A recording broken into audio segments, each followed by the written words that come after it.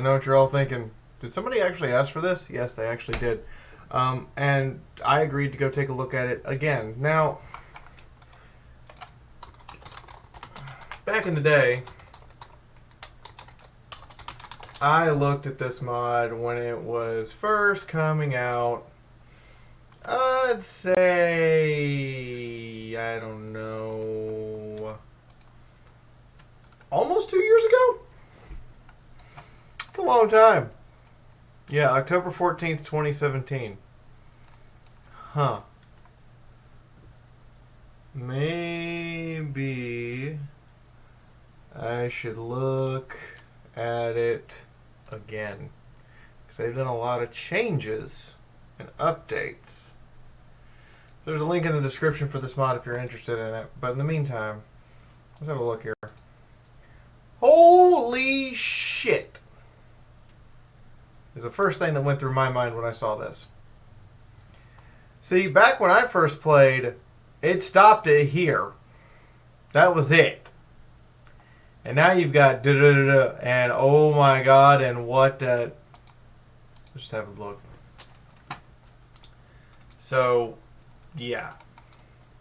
They finished the Equestrian continent, and now they have finished, they're still working on finishing the Griffin continent, and I've been informed that down here, there's going to be Zebrica, which will actually make it where navies are incredibly important because, well, the three continents are going to fight each other.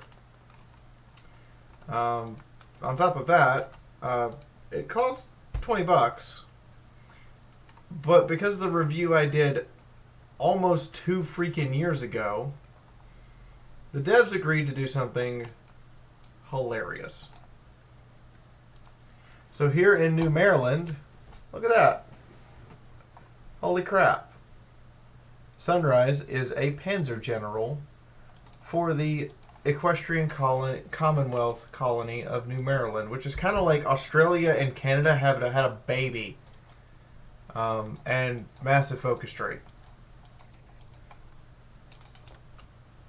And I've activated developer mode so I can do this. There's a massive focus tree for everyone. Stalingrad has had their entire focus tree reworked from the ground up. And if you change off of communist, your entire political tree goes batshit. The Crystal Empire has a focus tree, and they're technically a puppet of Equestria, which makes it more interesting a little bit. They can go communist, or Equestria goes fascist. This entire focus tree again. There's another focus tree under that if they go fascist.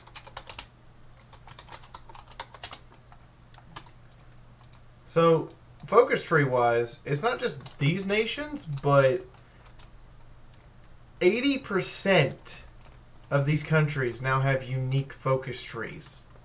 And have had everything entered on their little Wikipedia page, which I will show you now, for you to be able to play them.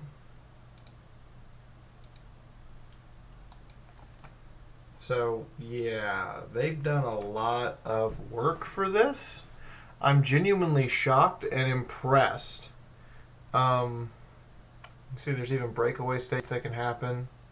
Lunar Empire, Solar Empire, the Imperium Chrysalis, Vancouver Commune. So there's breakaway states that can happen. Several of these minors can become majors. New Maryland can become a major. Stalingrad can become a major. The Kingdom of Aurelia can become a major. The Griffonian Empire, Wingbirdie, those can become majors. There's also the Kingdom of Yakistan can become a major. Like, a lot of these can become majors. The Dread League is an entire entity unto itself. Here, I'll actually show you this because this is interesting. See, they've designed this in such a way so now there's not just one war. The Dread League is made to sit here and build up until it comes time to declare their war against the living and go on just a fun romp, and then these are further boosting it. So the Dread League sits here for a while and just builds up.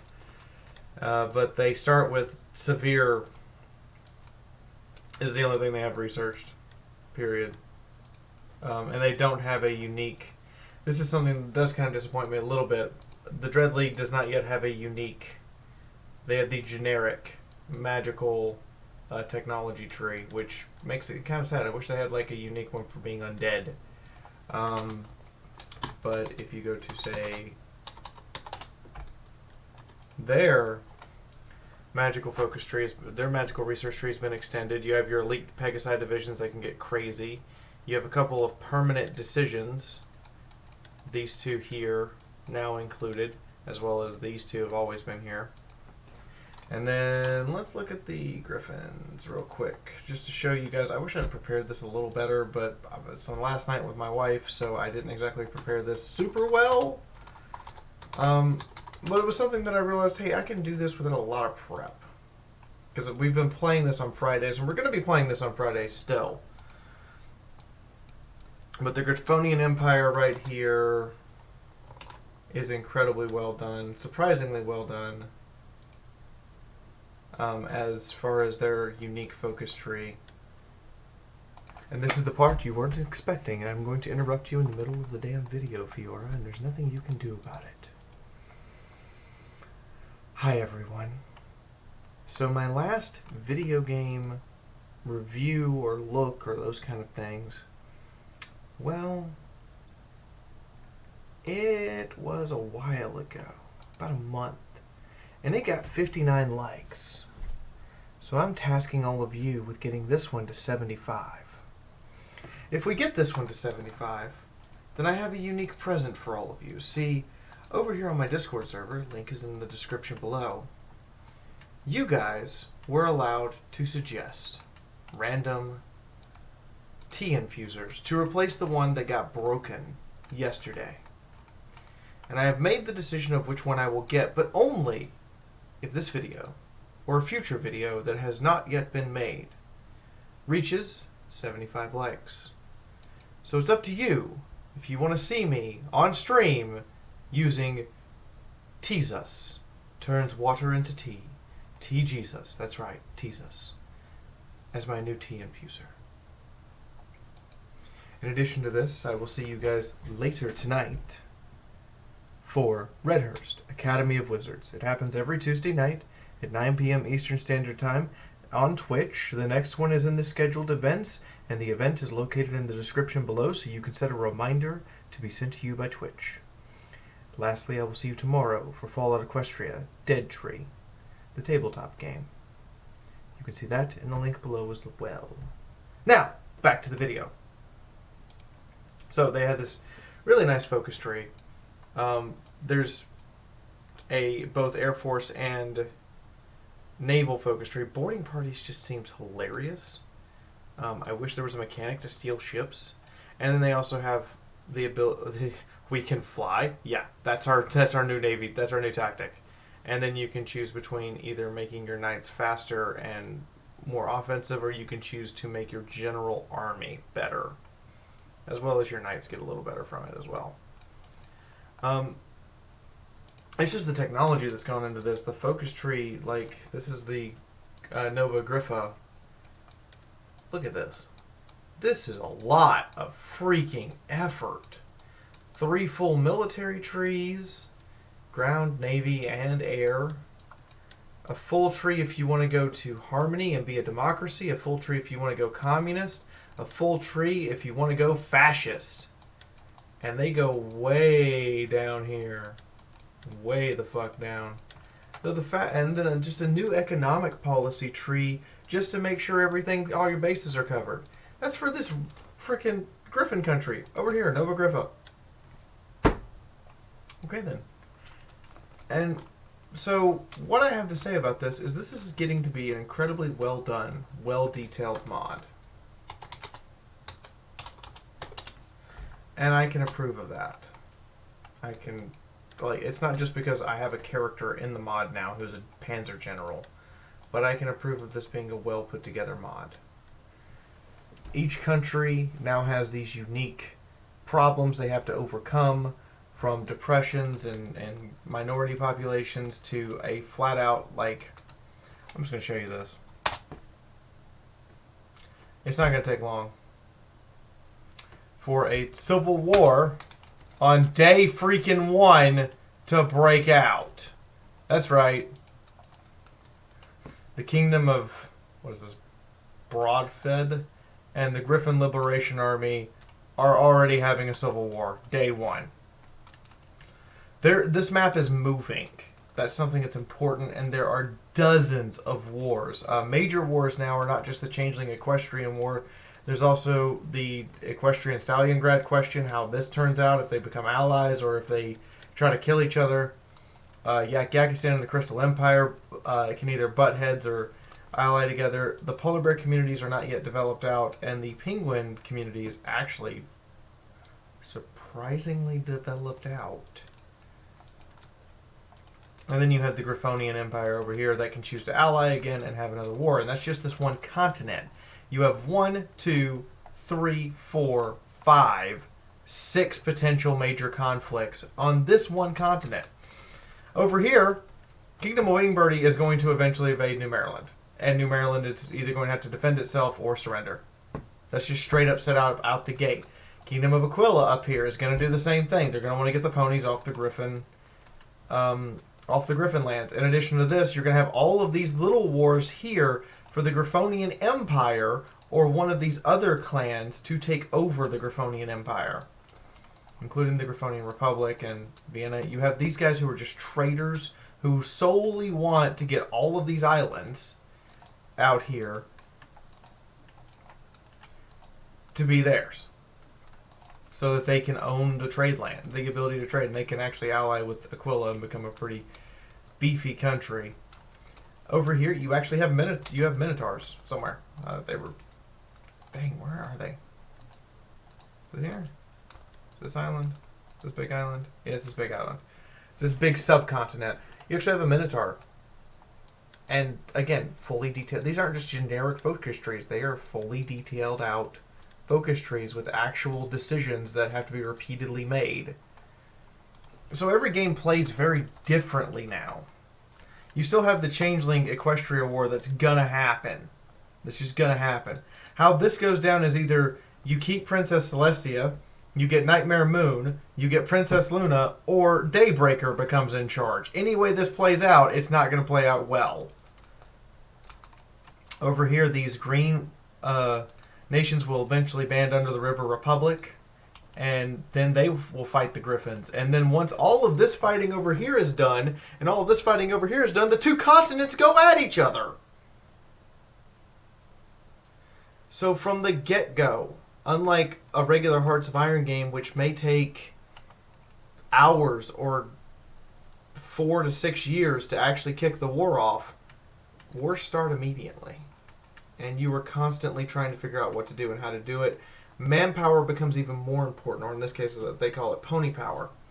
Because you have a lot of wars to fight. And only 2 nations can just hurl manpower and never care. The Dread League gets an obscene amount of manpower in their focus tree from one of, I forget what it is.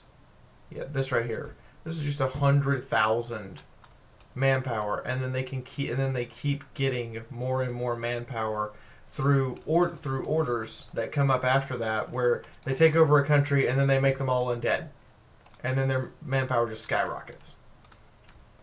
Equestria has a ton of manpower to blow as well. So those are the only 2 countries that can actually just throw manpower, because by the time you get to, say...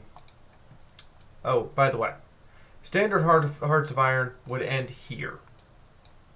This keeps going. This is designed for you to play from 1007 until 1025. 18 years of nearly constant conflict. Standard Hearts of Iron ends at 4. Their techs go to 7. Standard Hearts of Iron ends here at main battle tanks. Or actually, it would end here at main battle tanks and really good light tanks. They keep going. They have super heavy tanks way down here, and it just keeps going and going. Artillery, same thing. They get to modern artillery, and then they get more improvements, modern rockets, modern anti-tank guns, modern AA guns. Their doctrines don't do anything past that point, but that's doctrine. Their ships are limited because of the. They've explained to me that the ships are actually limited because there's no way yet to mod in new hulls, so the ships are actually limited just like they would be in the base game. Aircraft as well are limited just like they would be in the base game. But your decryption and research rate stuff, yeah, it goes. So does your radar. Your radar gets ridiculous. Industry and construction, same thing. They now go all the way to crazy town.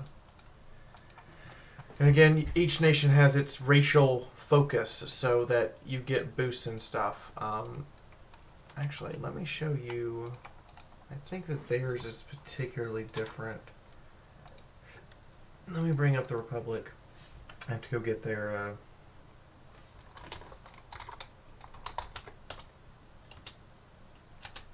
I have to go get their country tag. It's MIT. Oh, that's cute. Tag MIT. They get a unique racial thing? No, they get the generic one still. So some of the stuff still isn't completely hashed out, so they still get the generic one. There's a couple of nations that still do get the generic, but Pip and I have been playing this, and Sophie too, and this is surprisingly impressive.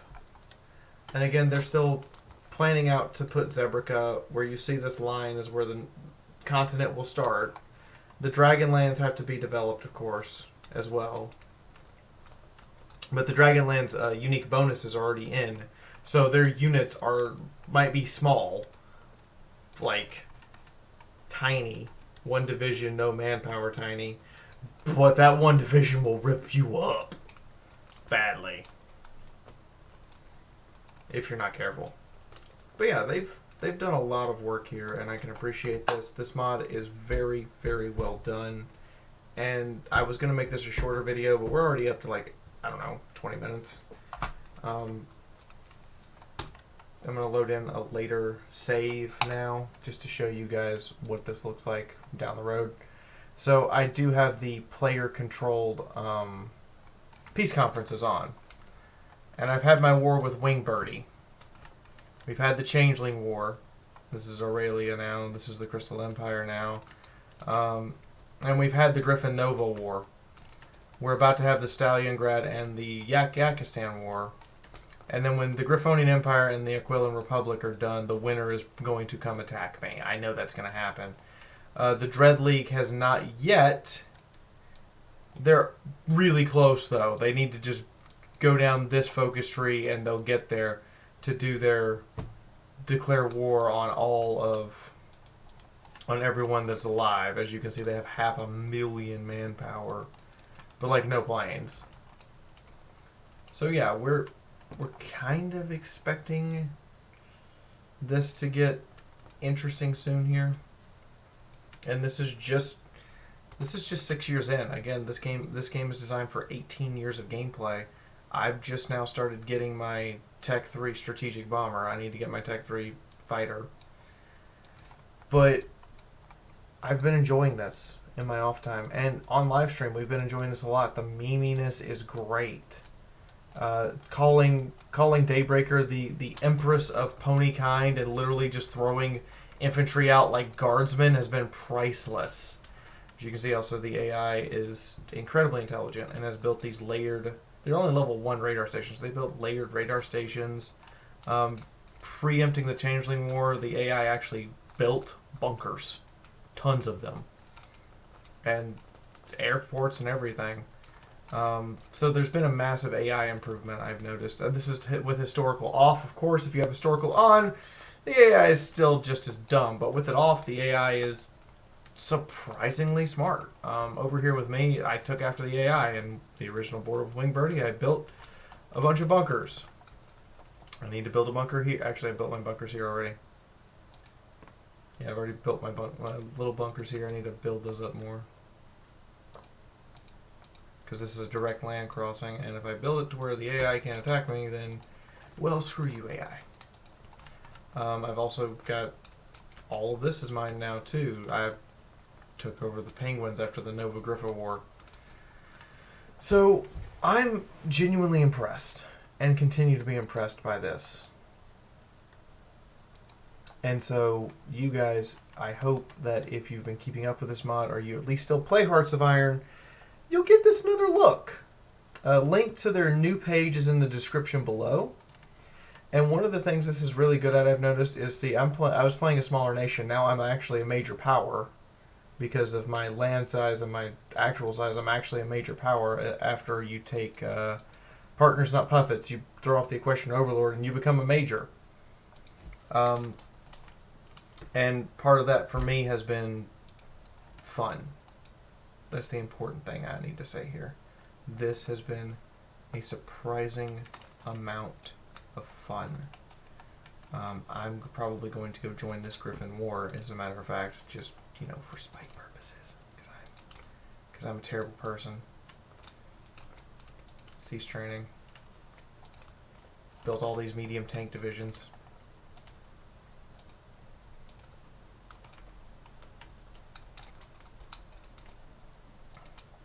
And of course I have my garrison troops.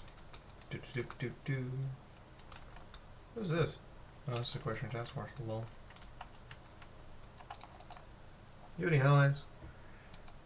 You do. You have those guys. And those guys there, really? Really? Okay. So you. So yeah, I'm gonna just join this war.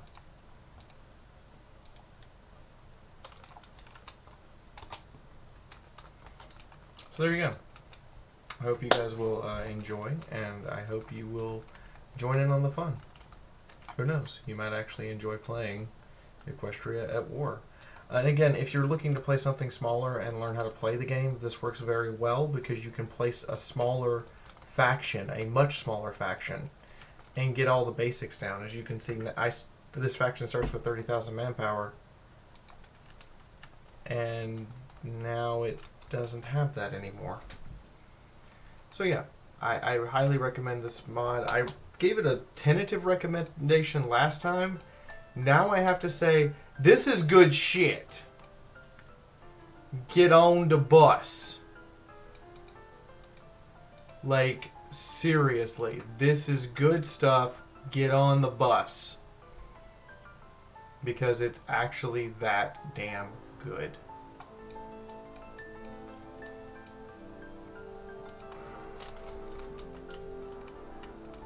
Anyway, Equestria at War.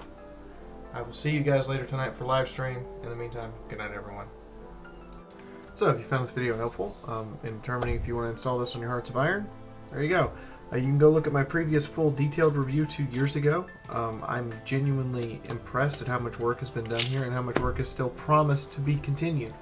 Furthermore, if you would like to check out the live streams, the links are again in the description below. We start at 9 p.m. Eastern Standard Time for Redhurst and Fallout Equestria tonight and tomorrow night. They're kind of really fun, and they're actually, I'm going to be honest, they're my 2 biggest streams. Lastly, this list of people, this list of wonderful, amazing human beings, ponies, Warhammer 40k fans, I don't know.